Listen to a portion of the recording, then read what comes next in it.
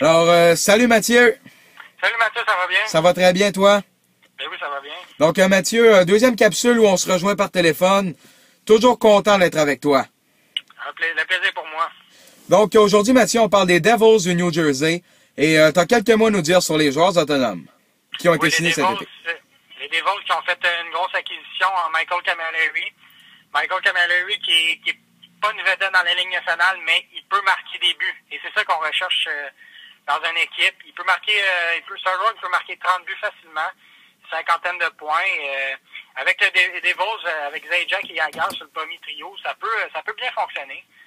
Aussi, on a fait l'acquisition de Martin Havlat. Martin Havlat, d'après moi, sa carrière était pas mal finie, mais on sait jamais, il peut peut-être se relancer avec les Devils. Et comme autre acquisition, il y a Tumo Ruutu, pas une grosse acquisition, genre de troisième trio, il peut aider en profondeur. Tumo Ruutu, oui, c'est un joueur de profondeur, c'est un centre, ailier droit, ça dépend des années. En Caroline, on joue un peu dans l'ombre des frères Stahl. Mais on va voir ce que Ruutu peut amener au New Jersey. Vous savez, les Devils, c'est une équipe en reconstruction. Oups, j'ai plus de lumière et maintenant, devrais en avoir bientôt. Oui, ok.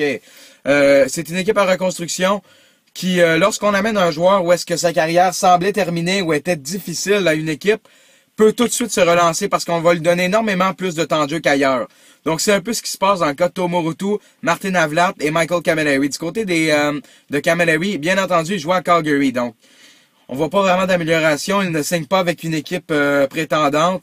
Mais Camilleri, c'est un joueur de centre ou un ailier gauche dépendant avec qui il joue, qui est un marqueur naturel. Mais le seul problème, c'est son attitude dans la chambre. C'est pas le joueur qui a la meilleure attitude. Il peut être nonchalant quelquefois. On se souvient de ses commentaires à Montréal. Donc, ce sont de 3 bonnes acquisitions, mais ça peut être des cartes cachées. Même chose pour Martin Havlat, un joueur extrêmement rapide, comme tous les joueurs de NHL le savent. Et Havlat, c'est un joueur qui a une carrière dans les 4 dernières années extrêmement difficile pour les blessures et son temps de glace. Il est passé de joueur de 30 ans à vétéran de 32 ans. Et vous savez, ça, c'est pas normal. Du côté d'Havlat, les performances peuvent être bonnes si il produit à New Jersey. Et c'est ce qu'on verra. Du côté de la défensive, la signature d'Éric Gélina, pas plus tard qu'hier, Mathieu, 1 an et 900 000 $. Oui, il y avait de la difficulté avec Gélina, Louis Lamoriello. Gélina qui menaçait de ne pas se présenter au camp. Mais on est en une entente et je crois que c'est bon pour le New Jersey. Gélina est un excellent défenseur format géant qui va pouvoir être un 3e, 4e défenseur dans quelques années. Un excellent joueur en désavantage numérique par sa grande taille. Il y a aussi Adam Larsson, un joueur d'avenir. Il est déjà à quelques saisons dans la Ligue nationale, mais plus tard, il pourrait être peut-être 2e, 3e défenseur. Et sinon, on a Andy Green, Zidlicky, Salvador. C'est rien de très exceptionnel. On n'a pas de défensif fracassant du côté des Devils. Mais pour ce qui est de Adam Larsson, c'est un défenseur qui deviendra la tête d'affiche de la défense des Devils, bien entendu. Comme tu l'as dit, selon moi, ce n'est pas un défenseur numéro 1 dans aucune équipe de la Ligue. Mais à New Jersey, ça sera le meilleur disponible. Du côté de Gélina, ça sera le 2e meilleur, même si moi aussi je le vois comme un 3e défenseur, un peu plus offensif que responsable défensivement. Et Gélina sera sûrement 2e défenseur et formeront la paire de défense de l'avenir des Devils. Mais Bryce Salvador, c'est le capitaine et ça vieillit du côté de Salvador. Il va avoir 37 ans cette année, si je me trompe pas. Du côté d'Andy Green, il a passé le cap de la trentaine. C'est un bon défenseur. On peut compter sur lui. Il est extrêmement responsable défensivement. Mais on parle pas de tête d'affiche ici, ni de super vedette. Même chose pour Marek Zidlicky. C'est un défenseur qu'on est allé chercher pour relancer l'avantage numérique. Et Zidlicky, selon moi, ça n'a pas été une acquisition qui a pu laisser sa trace au New Jersey les années qu'il a été là. Peut-être que cette année, ça changera. C'est un vétéran lui aussi. Dans les filets, la place est libre pour Corey Schneider. Martin Brodeur qui a quitté, qui est encore à la recherche d'un contrat, je le rappelle. Schneider qui va pouvoir, qui avait été dans les filets pour la moitié des rencontres, peut-être un petit peu plus. Oui, environ, oui. Et maintenant, il a le chemin libre, peut-être être devant le filet pour une 60aine de matchs. Oui. Le 2e va être Scott Clemenson. Scott Clemenson, un 2e gardien très correct. Il l'avait bien fait avec les Panthers de la Floride en remplacement Je me rappelle plus qui était le premier, pardonnez-moi. Il n'y a pas de problème. En remplacement de lorsque Jacob Markstrom était blessé. C'est ça. Et c'est ça. C'est Schneider, je crois que c'est un excellent gardien. Pas un des meilleurs, mais il peut faire un excellent travail. Oh, et moi, selon moi, Corey Schneider fait le travail. Et enfin pour lui.